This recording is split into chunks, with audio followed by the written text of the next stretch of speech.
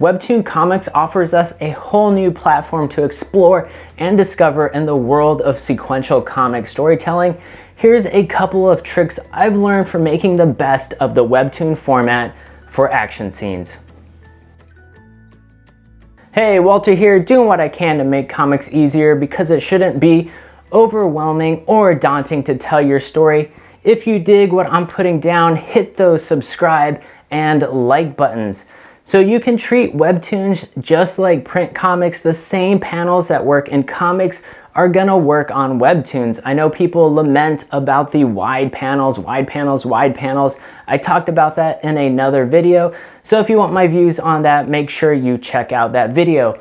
However, I think there are a few things to keep in mind if you wanted to make the most out of the webtoon's vertical scroll.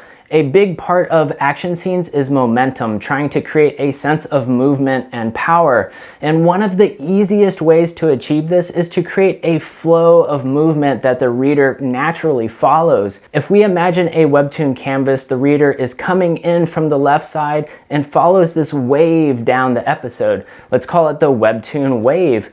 The natural flow can be altered with composition and lettering, but let's leave that for another video. If our action flows with this wave, it's going to allow the audience to surf that wave, and it gives a sense of movement to the movement that we're trying to draw. This is most apparent in a punch, like aiming a punch downward is going to have a little bit more oomph than a punch aimed upwards. The reader is trying to go down, but if we're punching up, we're trying to punch them upwards, we're slowing down their momentum.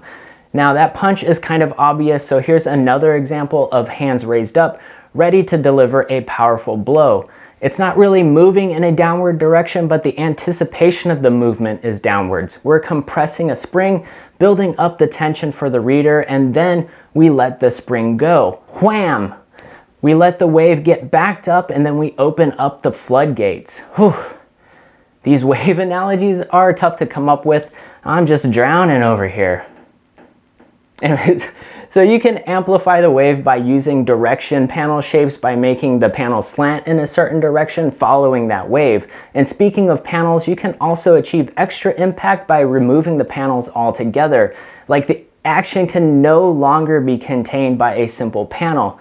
Now with this wave, we're following a rhythm at a constant speed, but we can also drastically increase that speed by dropping the reader off of a waterfall.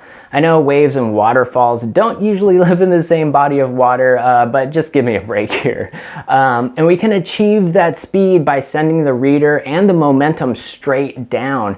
It's like a racetrack. You have to go a little bit slower around the curves, but when you hit that straightaway, you push the pedal to the floor and you just gun it. Okay, I'm starting to get into multiple metaphors, probably a sign that I should stop, but you shouldn't stop. Take action, hit that subscribe button and that like button. And if you've drawn an action scene, drop a link in the comments so we can take a look at it. Maybe I'll do a mini critique video featuring your action scenes. If you'd be interested in that, make sure you say in the comment that you would like to be considered to be featured in that critique video. Otherwise, I won't include it because unsolicited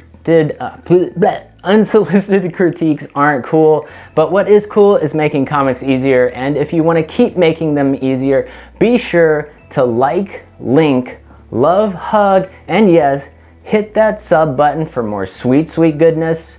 Peace.